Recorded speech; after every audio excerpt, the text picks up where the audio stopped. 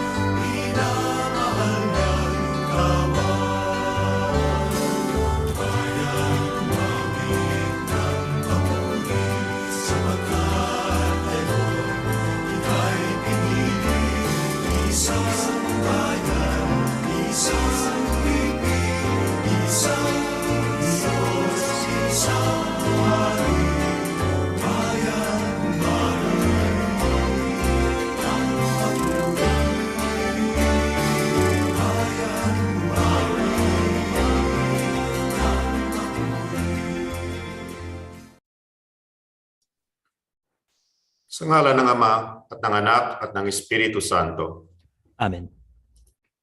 Ang pagpapala ng ating Panginoong Jesucristo, ang pag-ibig ng Diyos Ama at ang pakikipagkaisa ng Espiritu Santo naway sumayin niyong lahat. At sumayin niyo rin. Mga kapatid, ikinagagaling kong makasama kayo sa pagdiriwang na ito na isa sa 100 misa sa okasyon ng ika-100 anibersaryo ng pagsilang ni Pepe Diokno.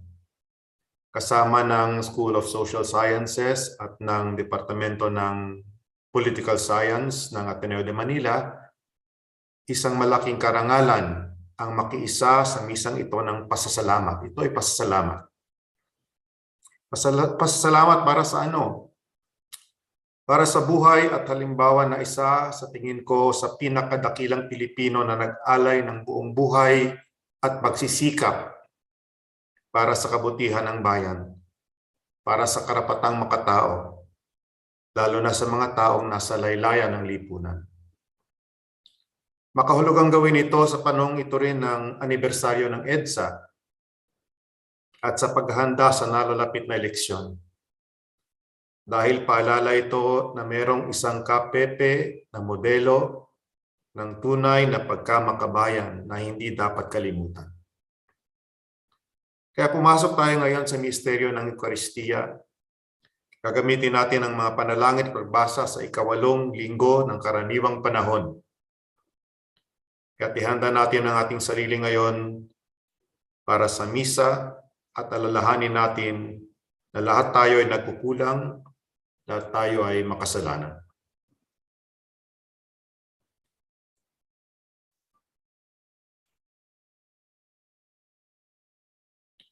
Sinugong tagapagpagaling sa mga nagsisisi, Panginoon, kaawaan mo kami. Panginoon, kaawaan mo kami. Dumating na tagapag-anyayang mga makasalanay magsisi, Kristo, kaawaan mo kami. Kristo, kaawaan mo kami. Nakaluklok ka sa kanan ng Diyos Ama para ipamagitan kami. Panginoon, kaawaan mo kami. Panginoon, kaawaan mo kami. Kaawaan tayo ng makapangyarihang Diyos. Patawarin sa ating mga kasalanan at patnubayan tayong lahat sa buhay na walang hanggan. Amen. Magbigay puri tayo ngayon sa Diyos. Papuri sa Diyos sa kaitaasan.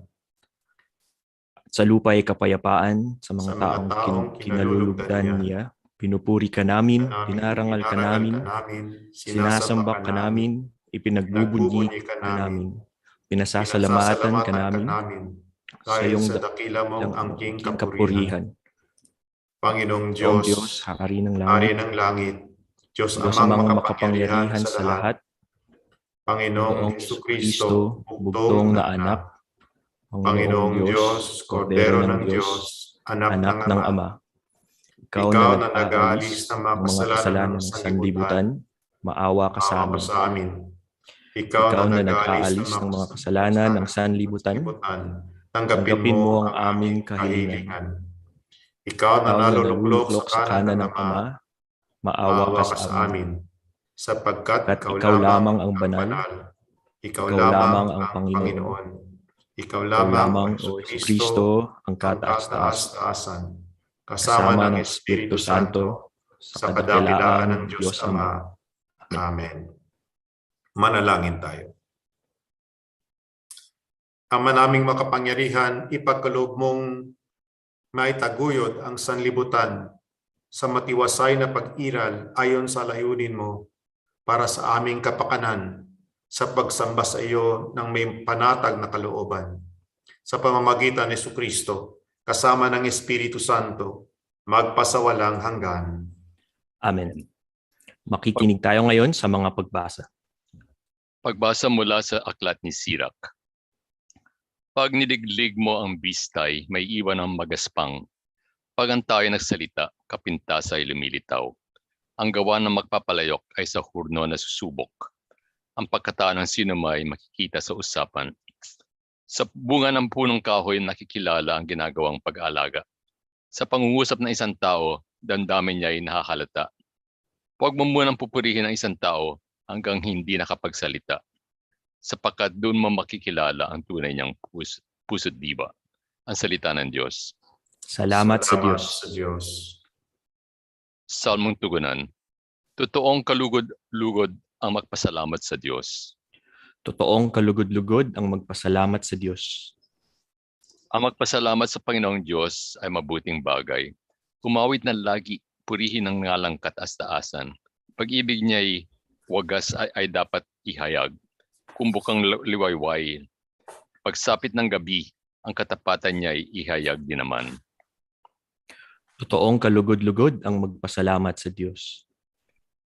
Katulad ng palma, ang taong matuwid, tatag ang buhay. Parang mga sedro. Kahoy sa Libano, lalagong mainam. Parang punong kahoy na doon natanim sa tahanan ng Diyos. Sa banal ng templo ito ay lalago, nakalulugod. Totoong kalugod-lugod ang magpasalamat sa Diyos. Tuloy ang pagbunga kahit na ang punong ito ay tumanda. Lunti at matatag at ang dahon nito ay laging sariwa. Ito'y patotoo ng Panginoon ay tunay na matuwid. Siya kung sanggalan, matatag na batong walang bahid dungis. Totoong kalugod-lugod ang magpasalamat sa Diyos.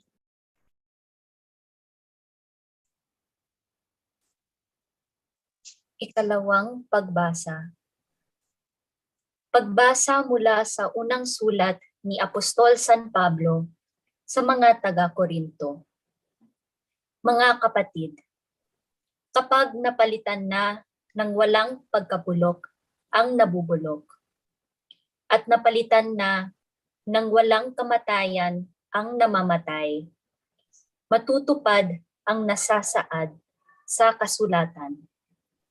Nalupig na ang kamatayan, ganap na ang tagumpay. Nasaan, o kamatayan, ang iyong tagumpay? Nasaan, o kamatayan, ang iyong kamandag? Ang kamandag ng kamatayan ay ang kasalanan, at ang lakas ng kasalanan ay nagmumula sa kautusan. Magpasalamat tayo sa Diyos na nagbibigay sa atin ng tagumpay sa pamamagitan ng ating Panginoong Hesukristo. Kaya nga, mga kapatid, magpakatatag kayo at huwag matitinag. Magpakasipag kayo sa gawain para sa Panginoon. Yamang alam ninyong di nasasayang ang inyong pagpapagal para sa Kanya. Ang salita ng Diyos. Salamat sa Diyos. Aleluya, aleluya. Sa daigdig ay laganap liwanag na sumisikat, salitang buhay ng lahat. Aleluya, aleluya. Sumainyo ang Panginoon. At sumainyo rin. Ang pagpapahayag ng mabuting balita ng ating Panginoon ayon kay San Lucas. Papuri sa iyo, Panginoon. Nung panahong iyon, tinanong ni Jesus ang mga alagad ng patalinghaga. Maaari bang maging taga-akay ng bulag ang isa ring bulag? Kapwa sila mahuhulog sa hukay kapag ginawa ang gayon. Walang alagad na higit sa kanyang guro. Ngunit kapag lubusang naturuan, siya'y magiging katulad ng kanyang guro. Ang tinitingnan mo'y ang puwing ng iyong kapatid, ngunit hindi mo pinapansin ang tahilan sa iyong mga mata. Paano masasabi sa iyong kapatid, bayaan mong alisin ko ang iyong puwing, gayong hindi mo nakikita ang tahilang nasa iyong mga mata? Mapagpaimbabaw, alisin mo muna ang tahilan sa iyong mata at nakikita ng mabuti, at sa gayon ay maalis mo ang puwing ng iyong kapatid. Sinabi rin ni Jesus, walang mabuting punong kahoy na namumunga ng masama, at walang masamang punong kahoy na namumunga ng mabuti. Nakikilala ang bawat punong kahoy sa pamamagitan ng kanyang bunga, sapagkat hindi makapipitas ng igos sa puno ng aroma, at di rin makapipitas ng ubas sa puno ng dawag.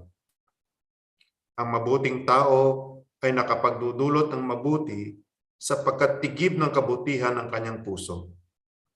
ang masamang tao ay nakapagdudulot ng masama sapagkat puno ng kasamaan ang kanyang puso. Sapagkat kung ano ang bukang bibig, siya ang laman ng dibdib. Ang mabuting balita ng ating Panginoon. Pinupuri ka namin, Panginoong Hesukristo.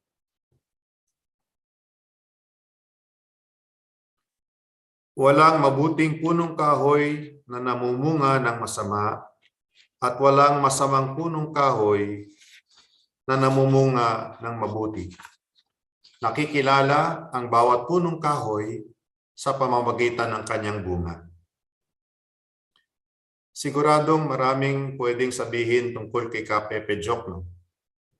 Hindi ako karapat-dapat para gawin ito dahil para sa maraming kabataan ng aking henerasyon, si Pepe ay isa sa mga higante na natatanaw lamang mula sa malayo at hindi lubos na nakikilala pero hinahangaan, ginagalang at sinusundan. Pero isang bagay ang hindi may pagkakaila, na si Pepe Diokno ay isang mabuting puno na nagbunga ng kakaibang kabutihan. Para sa akin, merong 3 bunga na kitang-kita sa buhay ni Pepe. Una, bilang senador.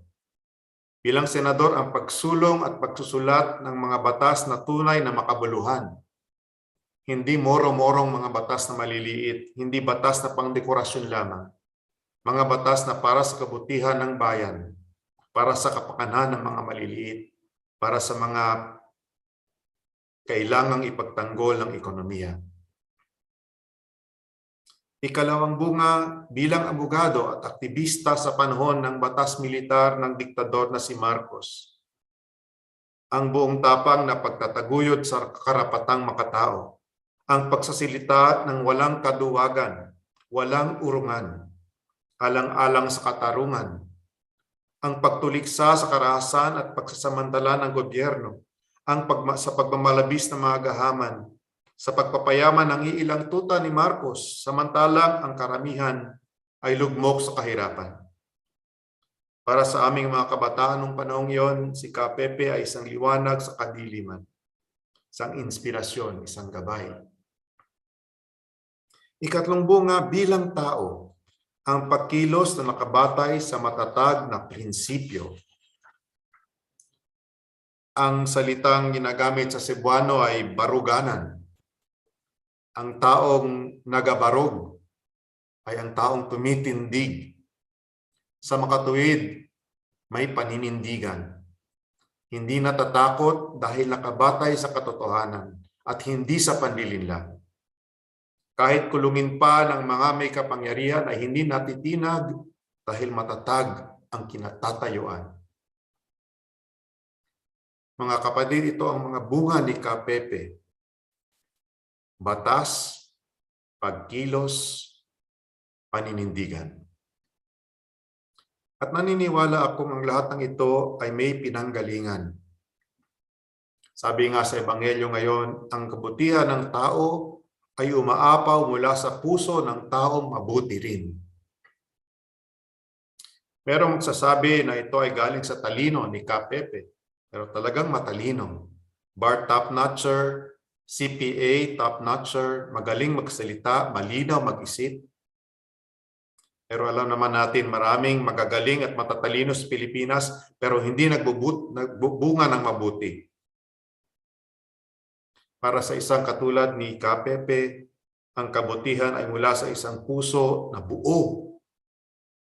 Pusong buo, hindi hapi. Isang puso na hindi hinihiwalay ang pag-ibig sa Diyos, sa pag-ibig sa bayan, sa kapwa, sa pamilya. Isang puso na may integridad. Mga kapatid, ang misang ito ay pasasalamat. Pasasalamat para kay Pepe sa kanyang integridad, sa kanyang pagkabuo ng puso. Dahil sa panahong ito, kailangan at kulang na kulang ganitong uri ng huwaran. Ang misang ito ay isang kilos nostalgia. Pero hindi lang ito pagpapaalala o paggunita o pangungulila sa isang kahapon na nakalipas na. Ito rin ay isang deklarasyon ng pag-asa. Na kung meron tayong mga bayaning modelo na babalingan, katulad ni Pepe at marami pang iba, meron pa rin tayong lakas na mapaghahanguan. Dahil meron pa rin pag-asa, meron pa rin mga taong nagpapatuloy sa laban ni Pepe na hindi kailanman ay susuko. Mga kapatid, magpasalamat tayo sa Diyos dahil sa halimbawa at buhay ni Pepe Diokno, na kahit na hindi na natin kapiling ngayon, ay patuloy na buhay sa pamamagitan ng kanyang alaala at sa pamamagitan ng kanyang paninindigan. Sabi nga sa ikalawang pagbasa, kamatayan, nasaan ang iyong kamandag? Kung meron mga taong katulad nito na patuloy na nagbibigay ng liwanag. Manahimik tayo sumandali ngayon at magpasalamat sa Diyos sa buhay at huwaran na ibinahagi ni Pepe Diokno para sa bayang Pilipino.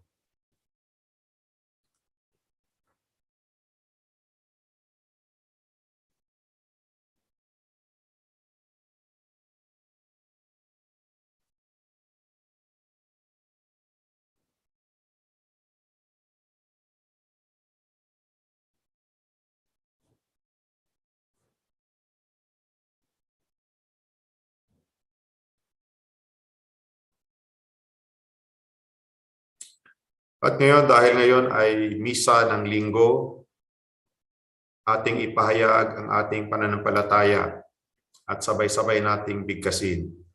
Sumasampalataya ako Sa Diyos Amang makapangyarihan sa lahat, na may gawa ng langit at lupa. Sumasampalataya ako kay Jesucristo, iisang anak ng Diyos, Panginoon nating lahat. Nagkatawang tao siya, dalang ng Espiritu Santo. Ipinanganak ni Santa Mariang Birhen. Inagpakasakit ni Poncio Pilato. Ipinapos sa krus, namatay, inilibing. Nanaog sa kinaroroonan ng mga yumao. Na may 3 araw na buhay na maguli. Umakyat sa langit at nalulurok sa kanan ng Diyos Amang makapangyarihan sa lahat. Doon magmumulang paririto at huhukom sa nangabubuhay at nangamatay na tao. Sumasampalataya naman ako sa Diyos Espiritu Santo, sa banal na simbahang Katolika, sa kasamahan ng mga banal, sa kapatawaran ng mga kasalanan, sa pagkabuhay na muli ng mga nangmatay na tao, at sa buhay na walang hanggan. Amen. Tayo ngayon lumapit at dumalangin sa Ama upang makita at madama natin ang kanyang anak na si Jesus na ating kapatid at huwaran at kailangan din ng pag-unawa at pagmamahal sa ating buhay. Kaya't buong kababaang loob nating sabihin, Panginoon, dinggin mo ang aming panalangin. Panginoon, dinggin mo ang aming panalangin. Maging tunay na lingkod at pastol nawa ang aming Santo Papa, mga obispo, pari at diakono, upang maakay nila ang bawat binyagan tungo sa Diyos sa pamagitan ng kanilang pag-unawa at pakikinig. Manalangin tayo. Panginoon, dinggin mo ang aming panalangin. Maging mabuting tagapagtaguyod nawa ang bawat lingkod bayan ng talento at potensyal ng bawat mamamayan tungo sa paglago ng bawat nasasakupan. Manalangin tayo.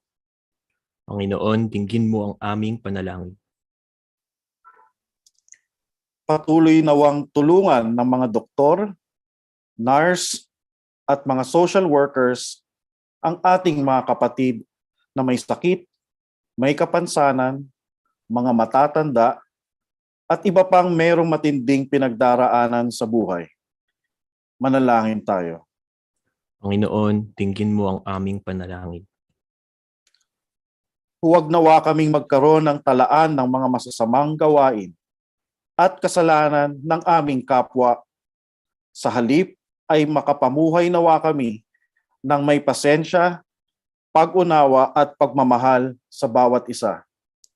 Manalangin tayo. Panginoon, dinggin mo ang aming panalangin. Sa pamamagitan ng mahabaging pagliligtas ng inyong anak na si Jesus, makapasok nawa sa inyong kaharian ang mga kapatid naming yumao. Manalangin tayo. Panginoon, dinggin mo ang aming panalangin. Ang aming pasasalamat, Panginoon, sa ehemplo ng buhay ni Pepe Diokno, matulad nawa ng bawat Pilipino, ang kanyang pagmamahal at paglilingkod sa bayan at sa Diyos at isulong at sa katuparan ng katotohanan, kalayaan at katarungan na magbubunga sa mabuting pamumuhay ng mga naghihirap. Manalangin tayo. Panginoon, dinggin mo ang aming panalangin. Sa ilang sandali ng katahimikan, itaas sa Diyos ang ating personal na kahilingan.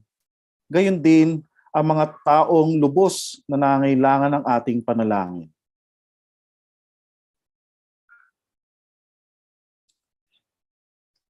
Manalangin tayo. Panginoon, dinggin mo ang aming panalangin. Ama, bigyan mo kaming lahat ng pusong mapagpatawad, ng pusong makabayan, upang maging daan kami ng iyong kapayapaan na siyang handog mo sa mundo nung isinilang si Jesucristo na anak mo at aming Panginoon. Amen. Amen.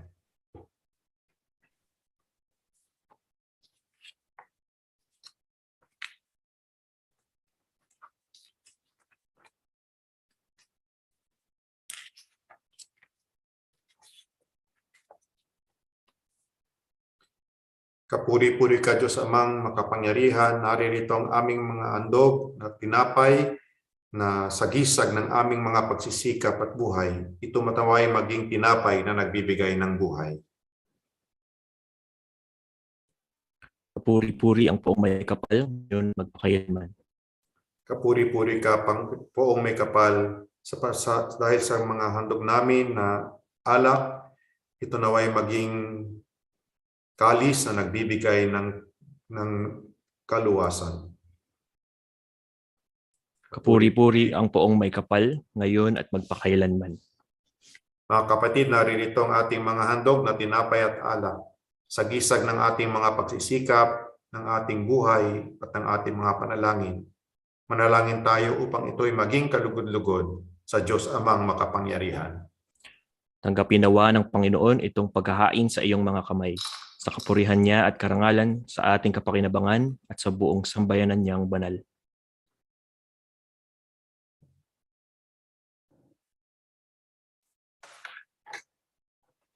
Ama naming lumikha, ipinagkaloob mo ang mga dapat ialay upang aming sambahin ang iyong ngalan.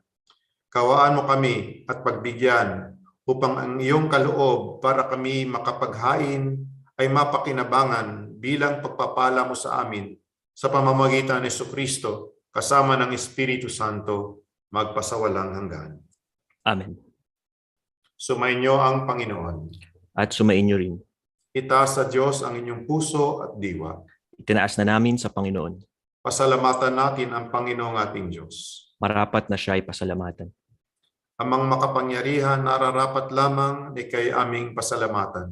Sa iyong kagandahang loob, kami iyong binukod upang iyong maitampok sa kadakilaan mong lubos. Kahit ikaw ay aming tinalikdan dahil sa aming pagkasalawahan, gumawa ka pa rin ng magandang paraang may manguna sa amin para ikaw ay balikan. Kaya't ang iyong minamahal na anak ay naging isa sa mga taong hamak upang may kapwa kaming makapagliligtas sa aming pagkapahamak at pagkaligaw ng landas. Kaya kaisa ng mga anghel na nagsisiawit ng papuri sa iyo nang walang humpay sa kalangitan, kami ngayon nagbubunyi sa iyong kadakilaan. Santo, Santo, Santo, Panginoong Diyos na makapangyarihan, napupuno ang langit at lupa ng kalwalhatian mo, o sana sa kaitaasan. Pinagpala ang naparirito sa ngalan ng Panginoon, o sana sa kaitaasan. Ama naming banal, dapat kang purihin at pasalamatan ang tanang kinapal, sapagkat sa pamamagitan ng iyong anak na si Jesucristo at sa kapangyarihan ng Espiritu Santo, ang lahat ay binibigyan mo ng buhay at kabanalan.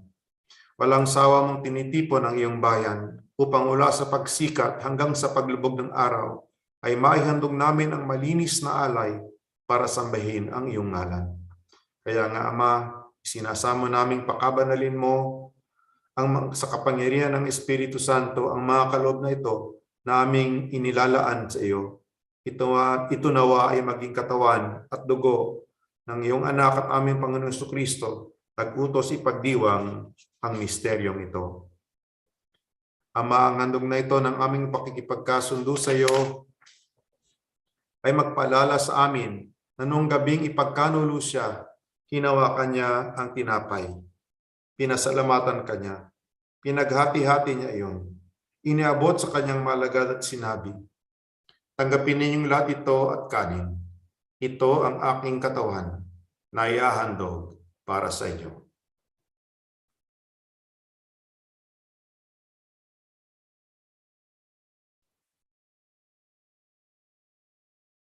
Kayo din naman ang matapos ang hapunan, hinawakan niya ang kalis.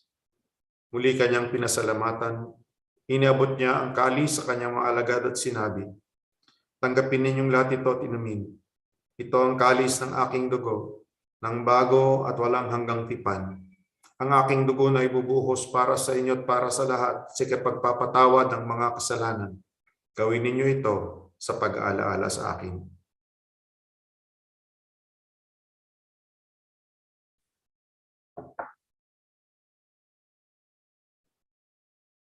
Ipagbunyi natin ang misteryo ng ating pananampalataya. Si Kristo'y namatay, si Kristo'y nabuhay, si Kristo'y babalik sa wakas ng panahon. Ama, ginugunita namin ang pagkamatay ng iyong anak na sa amin nagligtas, gayon din ang kanyang muling pagkabuhay at pag-akyat sa langit. Samantalang ang kanyang pagbabalik ay pinananabikan. Kaya bilang pasasalamat ngayon aming inialay sa iyo ang buhay at banal na paghahaing ito. Tungayan mo ang handog na ito ng iyong simbahan. Masdan mo ang iyong anak na nag-alay ng buhay upang kami makipagkasundo sa iyo. Loobin mong kaming magsasalo-salo sa kanyang katawan at dugo ay mapuspos ng Espiritu Santo at maging isang katawan at isang diwa kay Kristo. Kami nawa ay gawin niyang handog na habang panahong nakatalaga sa iyo. Tulungan nawa niya kaming magkamit ng pamana. Kaysa ng ina ng Diyos ang mahal na Birheng Maria, kaysa ni San Jose na kanyang esposo, kaysa ng mga apostol, mga martir, kaysa ng lahat ng mga banal na aming inasahang laging nakikiusap para sa aming kapakanan. Ang mga handog na ito ng aming pakikipagkasundo sa iyo magbunga nawa ng kapayapaan at kaligtasan sa buong daigdig. Patatagin mo sa pananampalataya at pag-ibig ang iyong simbahang laganap sa lupa, kaysa ng iyong lingkod na si Papa Francisco naming obispo ng Tanang Kaparian at ng iyong piniling sambayanan. O Amang Mauin, kupkupin mo at pag-isahin ang lahat ng iyong mga anak sa bawat panig at sulok ng daigdig. Kawaan mo at patuloyin sa iyong kaharian ng mga kapatid naming yumao, lalong-lalo na si Pepe Diokno, at ang lahat ng lumisan na sa mundong ito na nagtataglay ng pag-ibig sa iyo. Kami umaasang makararating sa iyong piling at sama-samang magtatamasa ng iyong kaningningang walang maliw, sapagkat aming masisilayan ang iyong kagandahan sa pamamagitan ng aming Panginoon Jesucristo na siyang pinagdaraanan ng bawat kaloob mo para sa aming kabutihan. Sapagkat sa pamamagitan ni Kristo, kasama niya at sa Kanya, ang lahat ng parangal at papuri ay sa iyo, Diyos Amang makapangyarihan, kasama ng Espiritu Santo, magpasawalang hanggan.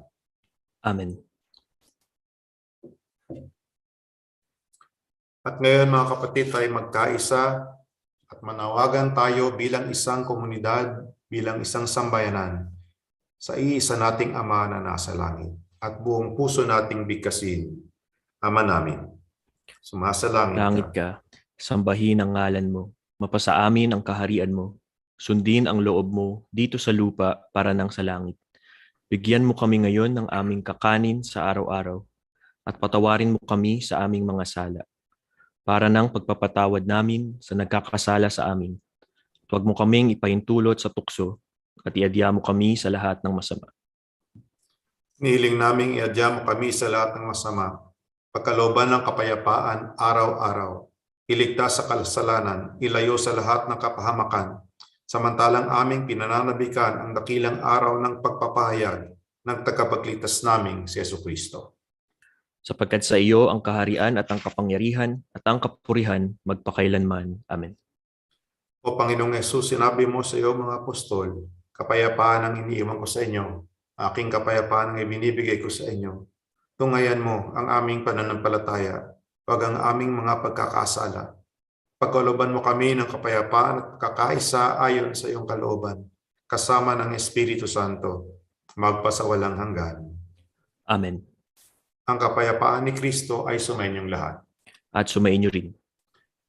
Magangat tayo ng kapayapaan sa isa't isa.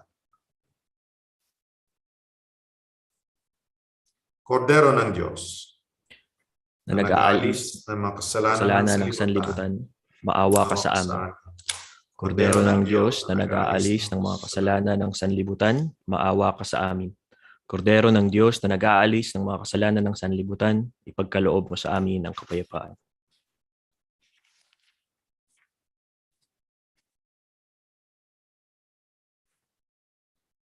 Mga kapatid, ito si Kristo, ang tinapay ng buhay, ang liwanag sa kadiliman, ang kordero ng Diyos na nag-aalis ng ating mga kasalanan. Mapapalad tayong inaanyayahan na makisalo sa kanyang tiging. Panginoon, hindi ako karapat-dapat na magpatuloy sa iyo, ngunit sa isang salita mo lamang ay gagaling na ako. Panalangin para sa espiritual na pakikinabang. Aking Jesus, nananalig akong ikaw ay nananahan sa pinakabanal na sakramento. Mahal kita ng higit sa lahat ng bagay at nais kong tanggapin ka sa aking kaluluwa. Subalit sa sandaling ito, ikaw ay hindi ko matatanggap sa banal na komunyon. Naway tanggapin kita ng espiritual sa aking pagnanais na ito at pumasok ka sa aking puso. Niyayakap kita na parang naririto ka na sa akin at pinagkakaisa ko ang aking sarili sa iyo. Huwag mong hayaang ako ay mawalay sa iyo. Amen.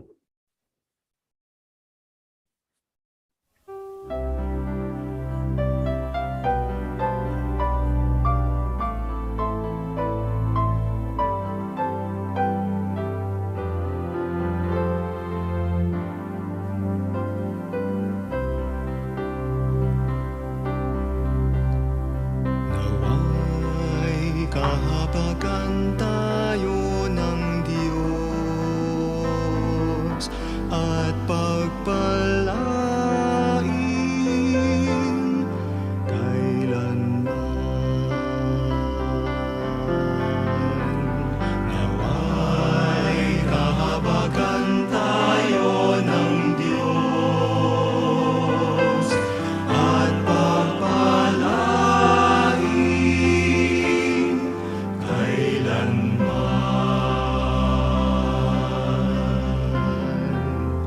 Tayo naway kahabagan ng Ama, tayo'y nilingap niya, makikilala sa lupa kanyang pagliligtas, pagmamahal.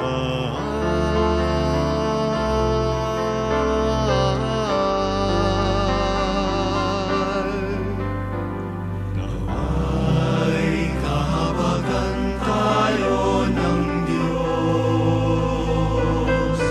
at pagpalain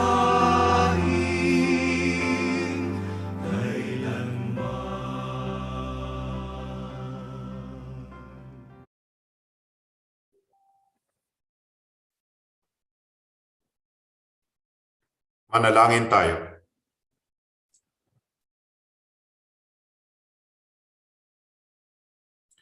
Ama naming mapagmahal, kaming iyong pinapakinabang sa iyong kaawaan upang ang aming pinagsaluhan ay magdulot ng aming pakikilahok sa iyong buhay na hindi matatapos. Iniluluhog namin ito sa pamamagitan ni Jesucristo kasama ng Espiritu Santo magpasawalang hanggan. Amen. Darasalin natin ngayon ang Oratio Imperata laban sa COVID-19. Mahabagin at mapagmahal na Ama, nagsusumamo kami sa iyo upang hilingin ang iyong patnubay laban sa COVID-19 na nagpapahirap sa marami at kumitil na ng mga buhay. Tunghayan mo kami ng may pagmamahal at ipag-adya kami ng inyong mapaghilom na kamay mula sa takot sa kamatayan at karamdaman. Itaguyod mo kami sa pag-asa at patatagin sa pananampalataya. Gabayan mo ang mga dalubhasang na atasan na tumuklas ng mga lunas at paraan upang ihinto ang paglaganap nito. Nagpapasalamat kami sa mga bakunang naisulong sa patnubay ng iyong mga kamay. Pagpalain mo ang aming mga pagsisikap na mawakasan ng mga bakuna ang pandemya sa aming bayan. Patnubayan mo ang mga lumilingap sa may sakit upang ang kanilang pagkalinga ay malakipan ng husay at malasakit. Pagkalooban mo sila ng kalusugan sa isip at katawan, katatagan sa kanilang paninindigang maglingkod at ipagsanggalang sa karamdaman. Itinataas namin ang mga nagdurusa, makamtan nawa nila ang mabuting kalusugan. Lingapin mo rin ang mga kumakalinga sa kanila. Pagkamitin mo ng kapayapaang walang hanggan ang mga pumanaw na. Pagkalooban mo kami ng biyaya na magtulong-tulong tungo sa ikabubuti ng lahat. Pukawin sa amin ang pagmamalasakit sa mga nangangailangan.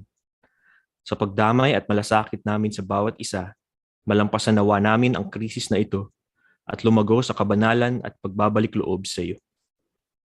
Hinihiling namin ito sa pamamagitan ni Jesucristo na nabubuhay at naghaharing kasama mo at ng Espiritu Santo, Diyos magpasawalang hanggan. Amen.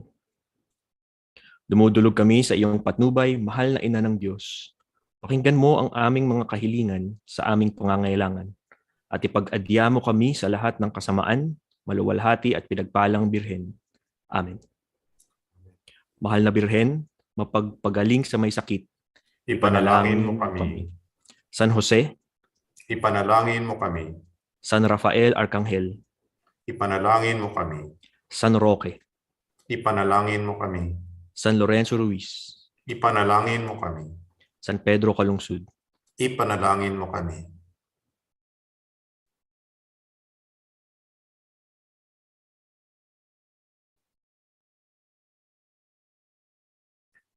At ngayon ay magtatapos tayo sa ating misa. Sumainyo ang Panginoon. at sumainyo rin.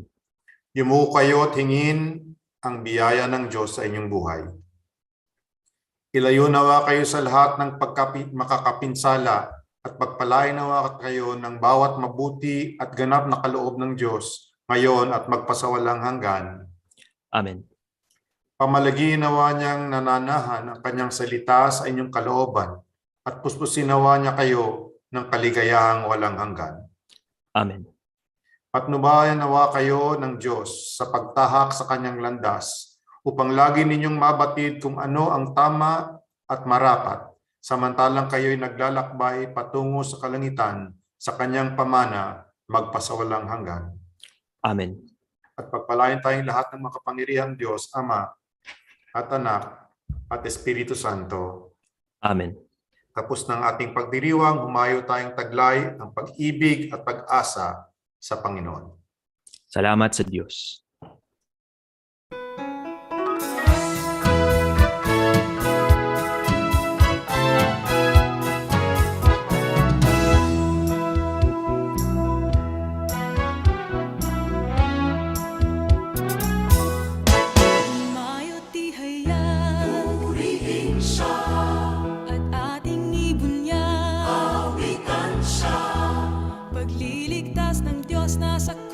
Ni Jesus ang siyang sa mundo'y tumubos, langit at lupa siya'y papuri.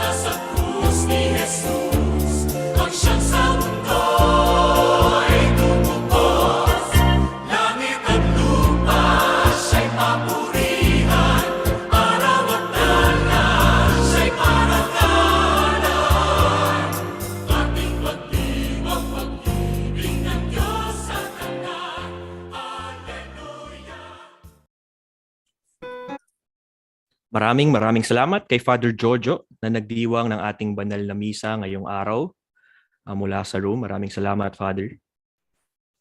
Maraming salamat din sa ating mga tagabasa, kina Dr. Jalsita Binibining Angan at kay Ginoong Aguirre. Maraming salamat din sa lahat na kasamang nagdiwang ng banal na misa ngayong gabi.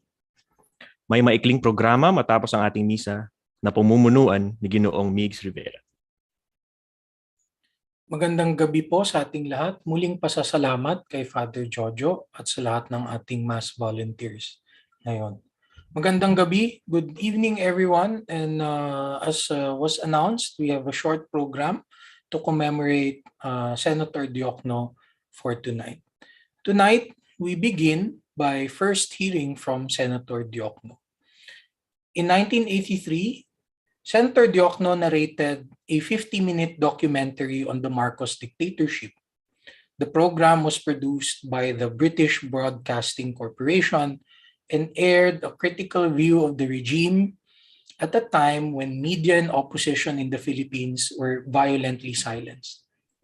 In the documentary, entitled To Sing Our Own Song, Senator Diokno reveals government's distorted view of development, one that prioritized patronage over the interests of its people. For example, President Marcos spent 50% of the national health budget to build a state-of-the-art heart center in Manila, while all around the country, Filipinos were dying of curable illnesses like tuberculosis, whooping cough, and dysentery. The documentary also exposes the atrocities being committed by the regime. President Marcos fostered a military which scared citizens into obedience. Ordinary people were arrested and tortured, and entire villages were massacred in broad daylight. The oppressiveness of the Marcos leadership drove many Filipinos to militancy. Senator Diokno notes, quote, "Martial law destroyed all our democratic institutions so that people have no way of expressing what they feel and what they want. Protest has gone underground, where the Communist Party conducts seminars. There, moderates like me can't get into the debate. And as always, violence breeds violence." Senator Diokno believed that the system can instead be changed through moderate, peaceful means. He explains, quote, "No government can depend on force alone. If it continuously depends on force, then the day is going to come when that force is not going to be enough. So government tries to transform that force into law so that it favors those who are in power. But in the same way, law can be used to fight that force. If law can be used to institutionalize social injustice and inequity, to marginalize people and throw them into poverty, then people can also use the law to get out of that situation." So, Senator Diokno founded the Free Legal Assistance Group, or FLAG, a nationwide network of lawyers dedicated to defending ordinary citizens and prosecuting those who abuse their power. FLAG continues to operate today and is chaired by his son, Attorney Shel Diokno, and it is the oldest and largest organization of human rights lawyers in the Philippines. The documentary ends with a message of hope. Senator Diokno, who always believed in the Filipino spirit, says, quote, "It looks impossible for my people to get out of this trap, but we will. I know my people. Even if we have to wade through blood and fire, we will be free. We will develop. We will build our own societies. We will sing our own songs." Tonight, we will see a short snippet of the documentary.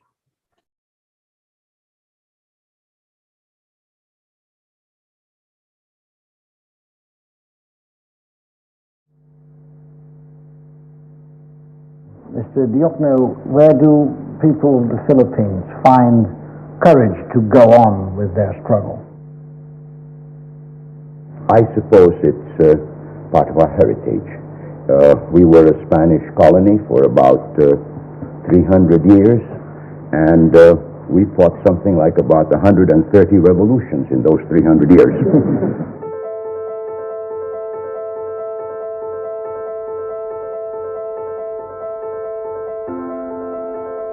We lost over 1 million people fighting the Americans, trying to retain our independence. But we lost. We didn't give up, and we still haven't given up. Does the present government respect the rights of the people or not? That is the crucial point.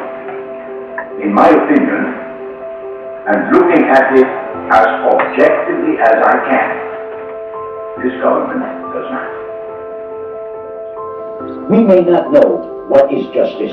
I don't, and I'm a lawyer. Maybe because I'm a lawyer, I don't know what justice is. But I think we all know when we are victims of injustice. I think that's very clear to all of us. We all know. Masama itong ginagawa. Masama ito.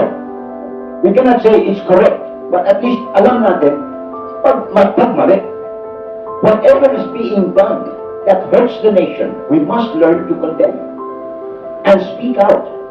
And we ourselves must not do, because of our conscience, what we know is wrong for the nation, no matter how good it might be for us. 4 centuries of colonial and neo-colonial oppression have made us a divided people, mistrusting almost everyone else except our own families, unsure of our strength, unable to assert our will, without faith in our ability to affect the future. Our paramount value became to survive today at any cost, in the hope that tomorrow may be different.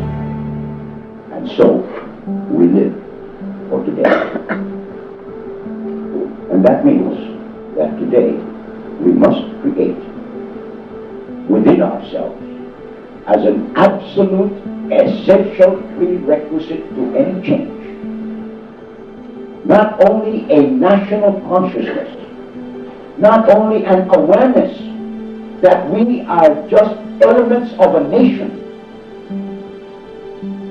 whose welfare is more important than our individual interests, but we must also have a national conscience.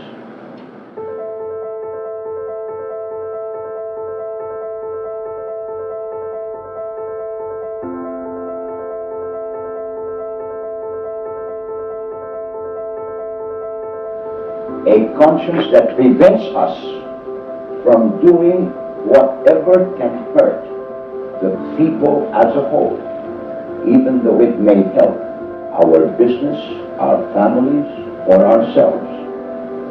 And a conscience that makes us condemn whoever puts personal interests ahead of the people's interests.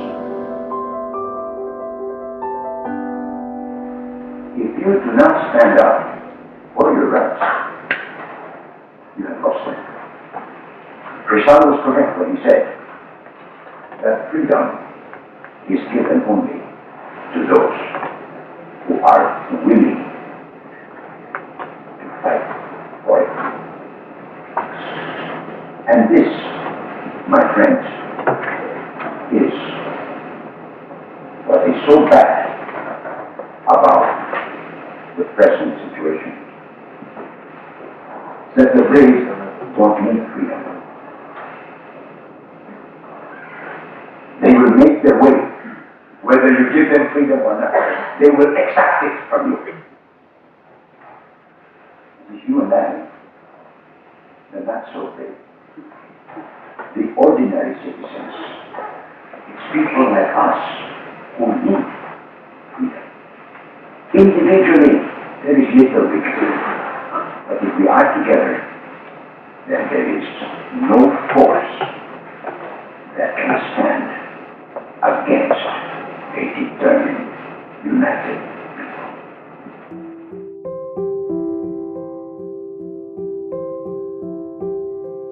How can you be so optimistic? Well, perhaps you could say that I'm an incurable optimist. But I think that the real reason why I'm optimistic is because in your calculus of power, you have forgotten one vital element. The greatness of the Filipino soul. Once that power is aroused, nothing can or will stop it.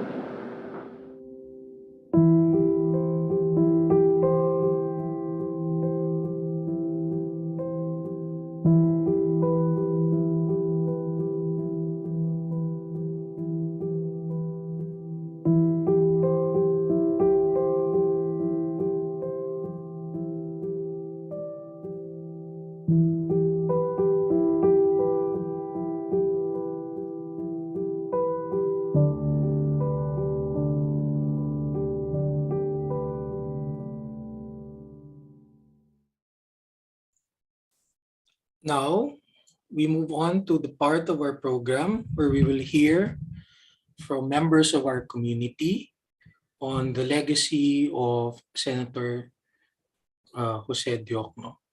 Let me first acknowledge the presence of Attorney Shell Diokno, who joins us today and who will be the first to share. By way of introduction, I will now introduce Attorney Shell Diokno. Dean Jose Manuel I. Diokno is the founding dean of the De La Salle University College of Law and chair of the Free Legal Assistance Group, or FLAG. He has been practicing law for 30 years and gained prominence as a human rights lawyer and litigator. The De La Salle University College of Law, which opened in 2010, is the first law school in the Philippines to highlight human rights and legal aid as part of its educational program, while the Free Legal Assistance Group, or FLAG, is the oldest organization of human rights lawyers in the Philippines, known for handling cases involving civil, political, economic, social, and cultural rights. Though already well known in legal and human rights circles, Dean Shell gained wider public prominence when he ran on the platform of justice and judicial reform during the 2019 senatorial elections. He emerged as one of the leading opposition senatorial candidates, largely because of his connection with young voters, who made sure he consistently topped nearly all pre-election polls and surveys in schools and universities all over the country. Though he actually has no grandchildren yet, as young Filipinos adopted Dean Shell as our woke lolo during the campaign because of his progressive stance on issues, his advocacy for youth empowerment, and his witty remarks despite the occasional corny dad joke. Even with the elections over, Dean Shell continues to engage with his children by serving as speaker for various events, for numerous schools and organizations all over the country, with speaking engagements serving as a venue for continuing his advocacy for justice, human rights, and empowering the youth. In response to the COVID-19 pandemic, and in line with this belief that justice should be accessible to every Filipino, Attorney Shell set up a free legal help desk on his Facebook page, facebook.com/shelldiokno. In its first 3 months, the help desk has helped several thousands of Filipinos and many more seek help. And of course, lest we forget, he is one of the children of the late Senator Jose Diokno. Please join me in welcoming Attorney Shell Diokno. Thank you, and good evening to the entire Ateneo de Manila University community. Thank you as well to Father Jojo Magadia for presiding over the Mass today, to Professor Fernando Shalcita, Mr. Arjan Aguirre, and Mix Rivera, the Mass readers, to the School of Social Sciences led by Dean Sarina Saloma Accapedono, with special thanks as well to Ami Depano, Assistant to the Dean. I'd also like to acknowledge and thank the Department of Political Science, Department of History, the Ateneo Martial Law Museum, Rina Simpas and her team at the Office of Campus Ministry, Matek Villanueva and her team at the University Marketing and Communications Office, the Ateneo Assembly, and the Sanggunian ng mga mag-aaral for remembering my father on the occasion of his 100th birth anniversary. By now, after having seen the video and probably having read about my dad, I'm sure you've known about the public side of his personhood. For this evening, and I address this especially to the young people who are here, I'd like to share with you a more private side of my father. When I was 11 years old, my entire life changed when soldiers came to our house, when martial law was declared, and took away my father, put him in jail for 2 years. At the time, he was a senator, he was a well-known lawyer, and there really was no reason for him to be imprisoned. But because it was martial law, because we were ruled by one man, a dictator, he decided on a whim or for whatever reasons of his own to deprive my dad of his liberty. Of course, that was the very first time I ever tasted that bitter taste of injustice in my life. And that in itself was a life-changing experience. My dad spent 2 years in jail, and those 2 years were two of the hardest years of my young life. In 1974, in around the second year of his detention, he wrote me a letter. I was then 13 years old. And it is a letter that I treasure up to now. I've had this letter for 49 years because I'm now 62 years old. But every time I read this letter, I take away something new from it. The wisdom contained in the letter is really, it transcends time, and to me is so universal. And it shows a side of my dad that not many people ever get to see. So to this evening, I'd like to share it with all of you, and some parts of it, because to me, I think it really is so appropriate in our time. As individuals, we all have to make a choice. As individuals, there comes a time in our life where we all have to make a stand. But how do we choose?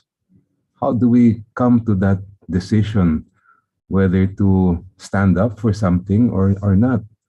And in the letter that he wrote to me, which probably when I was 13 years old, I could not really grasp that deeply, he addressed that question. So allow me please to read some portions of the letter. He said, "Increasingly as you grow older, the values that you have learned from us, your parents, and from your Christian faith will be called into question by you or by others. Why be honest when it pays to be dishonest? Why be fair to others when they are unfair to you?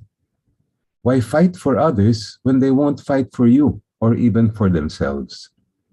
Why think for yourself when it's easier to let others think for you?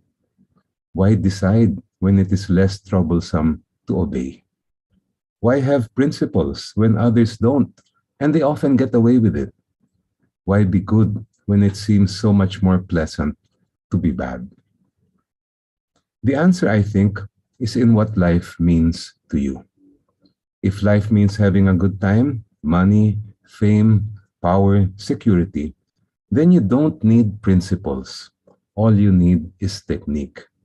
In fact, it's better not to have principles because they would only get in your way. On the other hand, if life means more than those things, if happiness counts more than a good time, developing your talents more than developing wealth, respect more than fame, right more than power, and peace of soul more than security, if death does not end life but transforms it, then you must be true to yourself and to your God, and to love and truth, good and beauty, and justice and freedom that are his other names and that he has made part of our human nature. You will have to decide for yourself, Chel, which of these things life means to you. Neither I nor anyone else can decide this for you. But perhaps this will help you decide that even those who know they do wrong feel compelled to convince others and eventually themselves that they are doing right. So the man of greed often gives generously to charity and sets up foundations. The megalomaniac poses as a messiah. The coward hides his fear under the mask of being realistic. And the guilty wash away their guilt, like Pilate, by washing their hands with the excuse that it isn't my choice, or it isn't my job, or I can't do anything about it. I don't remember how I felt when I first read this letter, but what I do remember is feeling tremendously loved by my father. What I do remember is being so awed that he would speak to me as an equal rather than as a son or as a child. What I also remember is the amount of wisdom that he put into this letter that I really treasure. But the letter doesn't end there. He goes on, and allow me again, if you don't mind, to just read a little more portion of it, because I think it's so fitting to what is happening today, and also to the kind of people, the kind of Filipinos we need for our country. So he continues and he said, if you choose as I hope you will need fortitude, which does not mean accepting evil or suffering submissively, nor on the other hand, seeking danger for the thrill of it. It is, as Pepe says, the readiness to battle for good and to fall, to die if need be in that battle. It's not being fearless. It is not letting fear force you into doing what is wrong or keep you from doing what is right. It's being afraid when the situation is fearful, yet walking up to the source of your fear, facing it, and then doing what you should. And then he ends the letter by telling me, so let me sum up the important things by telling you what is the kind of man I know you can be and I hope you will become. A man who thinks things through and gets things done, quick to admit his mistakes and even quicker to correct them.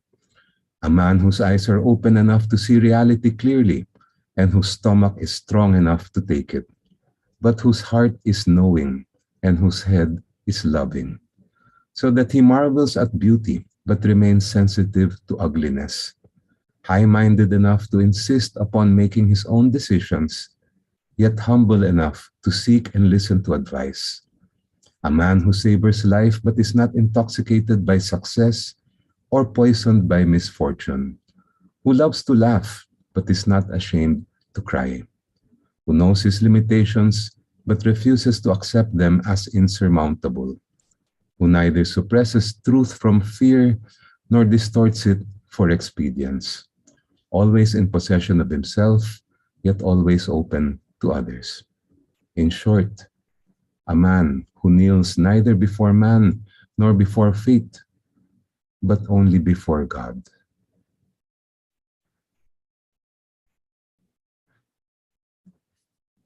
Even if I've read this letter so many times, it sometimes still brings me to tears, and I really treasure it because the words are timeless, and that's one of the reasons why I decided to share it with you tonight. Thank you and good evening. Thank you, Dean Shell, for that very inspiring, very emotional sharing with us. I did not expect to say this, but Dean Shell, tunay nga po talaga kayong Diokno. Yun lang po talaga naiisip ko tuwing nung nakikinig ako sa inyo, nakaka-inspire po talaga. And we wish you goodwill and good luck in your senatorial campaign.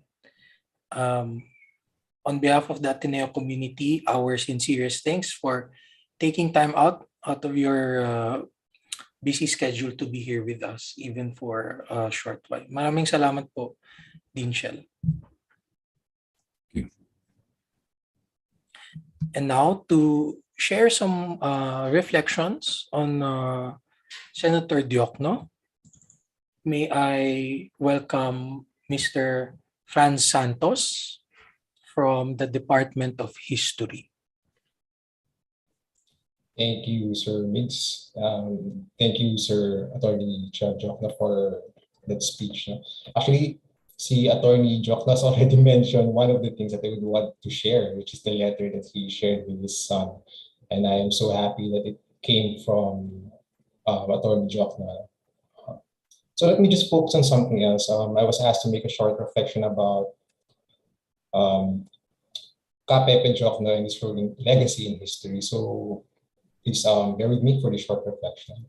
So as I was preparing this, as we remember the birth of one of the icons of Philippine democracy, I was reminded of a candid comment by a colleague during the 2019 midterm elections.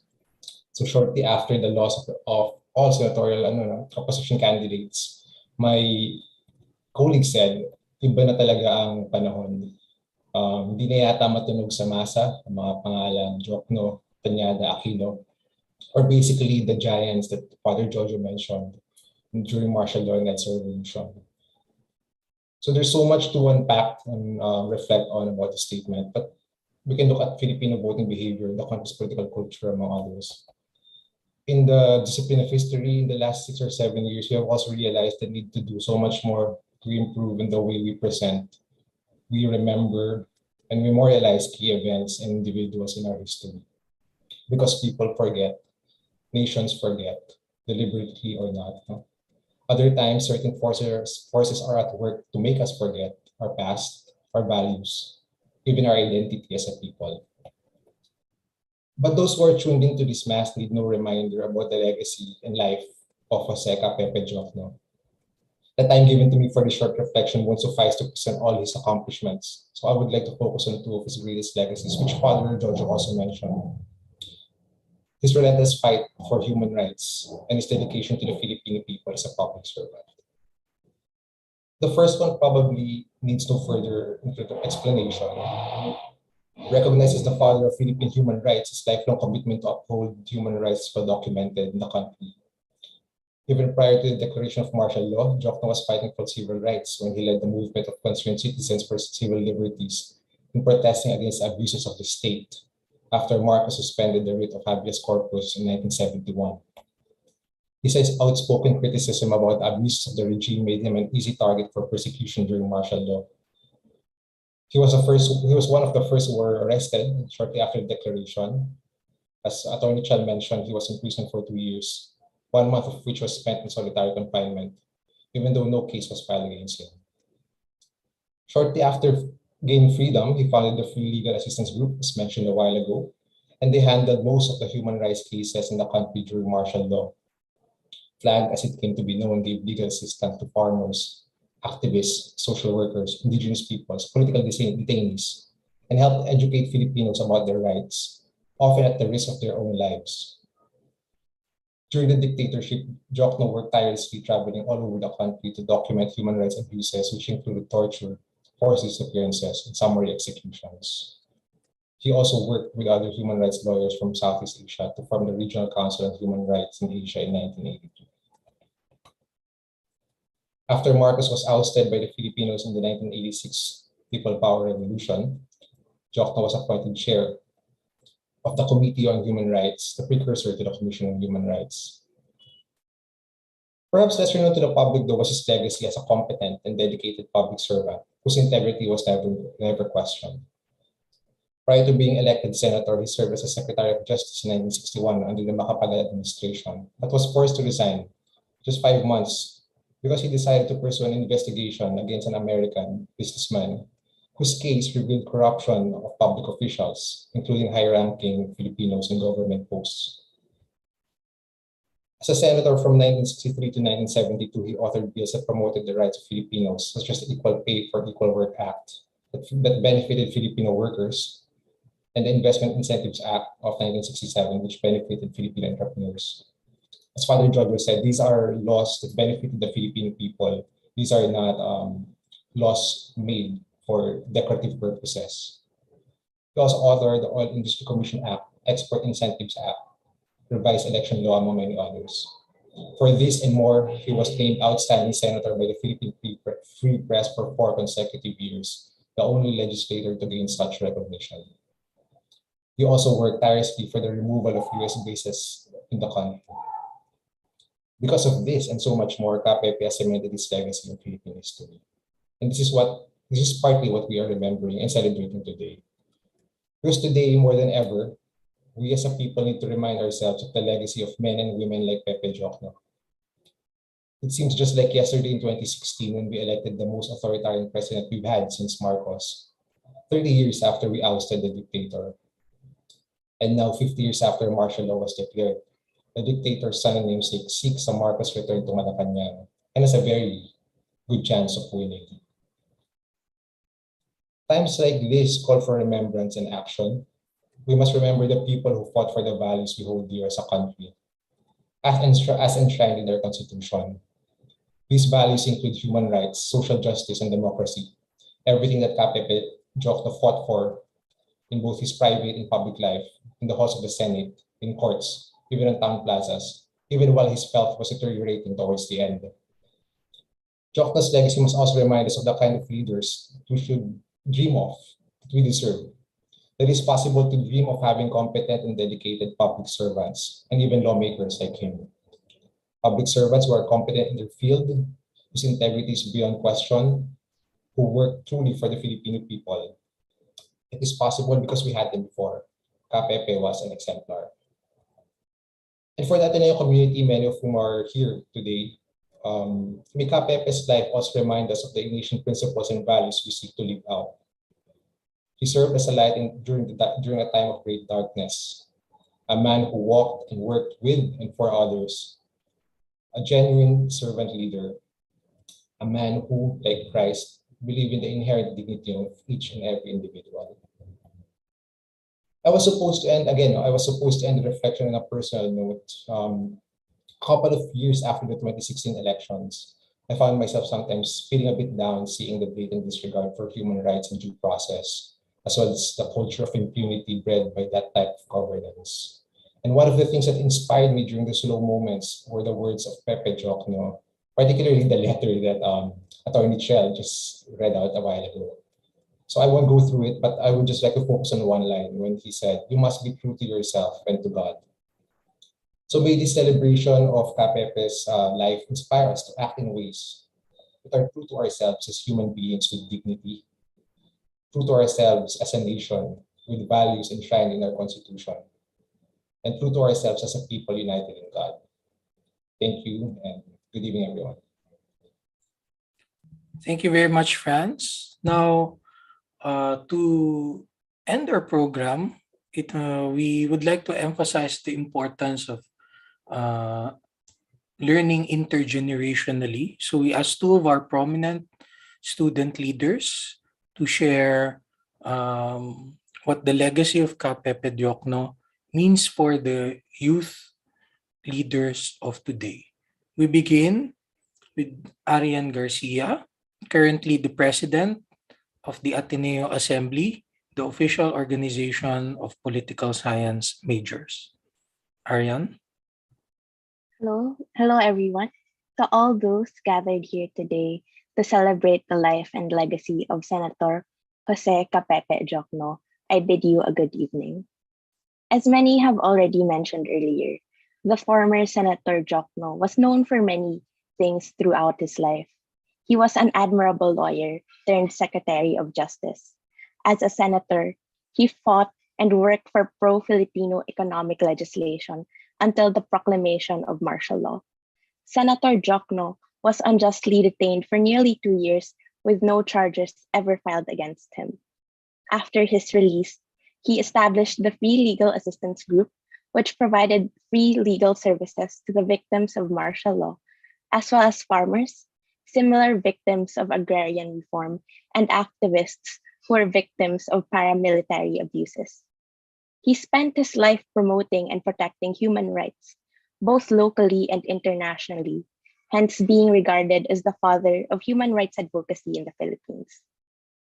Senator Diokno's life and work serve as an inspiration and a reminder to us the youth, the young and future leaders of this country to continue to serve and fight for the Filipino, to protect the cause of human rights.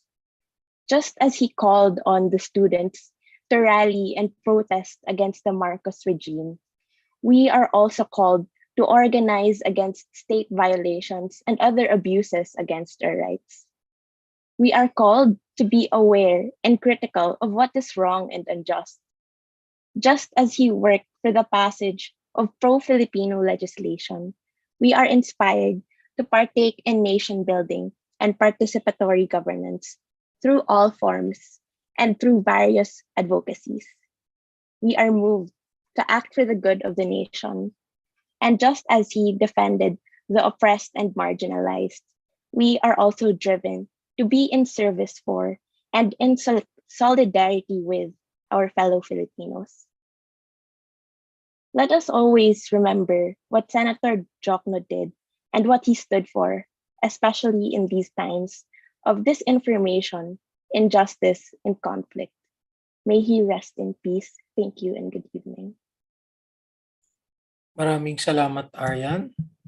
Now we will hear from Karaangan, 2AB Political Science, currently the President of the Sanggunian ng mga mag-aaral ng Paaralang Loyola ng Pamantasang Ateneo de Manila, the Ateneo de Manila University Student Government. Kara?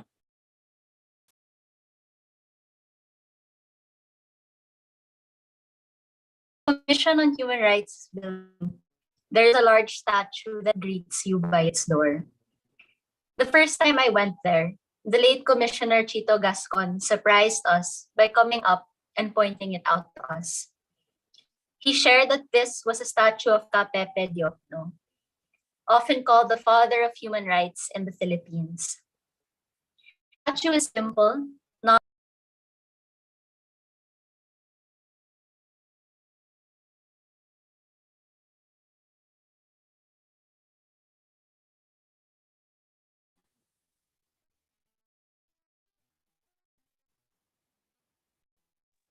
apologies for that.